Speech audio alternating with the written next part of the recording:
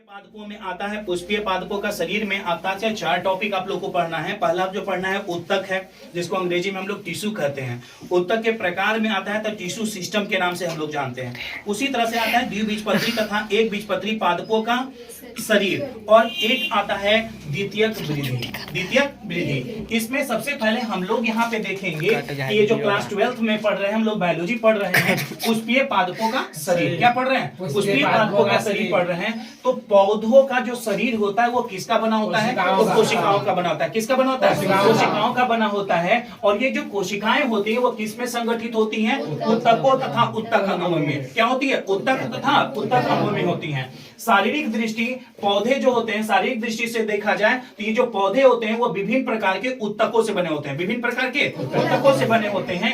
और उत्तक मुख्यतः मेरिस्टेमेटिक होते हैं। जो मेरिस्टेमेटिक को 3 पार्ट्स में डिवाइडेड किया गया, शीर्षस्थ, पार्श्वी और अंतर्वेशीय। उसी तरह से हम लोग यहाँ पे कहेंगे कि ये जो उत्तक तंत्र होते हैं उसको 3 भागों में बांटा गया है। एक को कहेंगे बाह्य त्वचीय, दूसरा चीज कहेंगे भरण उत्तक, और उसके बाद तीसरा कहेंगे हम लोग संवहन उत्तक कहेंगे। और इसी में एक चीज टॉपिक और छूट गया जिसका नाम था क्या? मुख्य उत्तक को मेरिस्टेमेटिक, शीर्ष, पार्श्व और अंतर्वेशी, और दूसरा को कहेंगे अस्थायी उत्तक, जिसमें कहते हैं अस्थायी उत्तक को 2 भागों में बांटा गया था, सरल और जटिल में। इसी तरह से कहेंगे कि उत्तक तंत्र में क्या था? बाह्य त्वचीय, भरण उत्तक और संवहन उत्तक। अब ये भरण उत्तक जो होता है उसको 3 क्षेत्रों में विभक्त किया गया है। एक को हम लोग कहेंगे बलकुट, दूसरे को कहेंगे परिरंभ। क्या कहेंगे?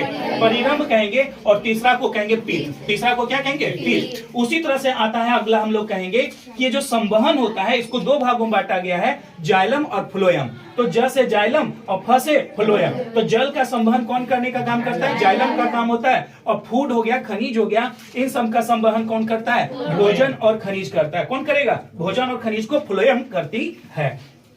दूसरी चीज कहता है कि यहाँ पे जो फ्लोएम होता है वह एक क्या है? जटिल उत्तक है। क्या है? एक जटिल उत्तक है। आइए अब हम लोग इधर चलते हैं। संवहन बंडल। संवहन बंडल होता है क्या? संवहन बंडल किसका निर्माण करता है? तो संवहन बंडल संवहन रचना बनाती है। क्या बनाती है? संवहन बंडल संवहन रचना बनाती है, जो पानी, खनिज, खाद्य पदार्थों का क्या करती है?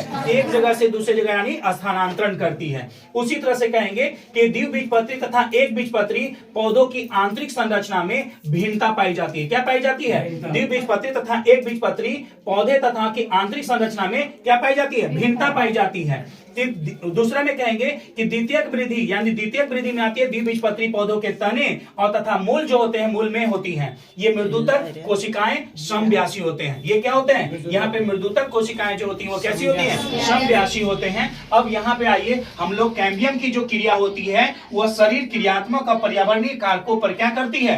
कार्यों को नियंत्रित करती है, कंट्रोल करती है। उसी तरह से काष्ठ जो होता है वह द्वितीयक जाइलम है। काष्ठ क्या है? द्वितीयक जाइलम है। और दीर्घ उत्तक की कोशिकाओं की जो भित्ति होती है वह मोटी और लिग्नी होती है। कैसी होती है? मोटी तथा लिग्नी होती है। स्थूल खोन उत्तक कोशिकाओं के कोने और मोटे होते हैं। कोने और क्या होते हैं? मोटे होते हैं। सहचर कोशिकाएं जो होती हैं, सहचर कोशिकाएं आवृतबीजी पौधों में ही पाई जाती हैं। और सहचर कोशिकाएं क्या होती हैं? अब्सेंट होती है। किसमें? नग्नबीजी। और पौधे तथा फर्न में क्या होते हैं? ये सहचर कोशिकाएं क्या होती हैं? अब्सेंट होती हैं। फ्लोएम तंतु को हम लोग वास्ट रेशा के भी नाम से जानते हैं। फ्लोएम तंतु को किस नाम से जानते हैं? वास्ट रेशा के नाम से जानते हैं। और अंतः त्वचा कहता है, अंतः त्वचा में कैस्पियन पट्टी पाई जाती है। एक बीजपत्री पौधों के तनों में पीठ नहीं होते हैं। क्या था? एक बीजपत्री पौधों के तनों में क्या नहीं होते? तो पीठ नहीं होते हैं। और पृष्ठधारी पत्तियां मुख्यतः द्विबीजपत्री पौधे में पाई जाती हैं। तो पूछेगा कि पृष्ठधारी पत्तियां मुख्यतः किस में पाई जाती हैं? तो कहेंगे द्विबीजपत्री में पाए जाते हैं। और समद्विपार्श्विक, समद्विपार्श्विक, समद्विपार्श्विक, समद्विपार्श्विक पत्तियां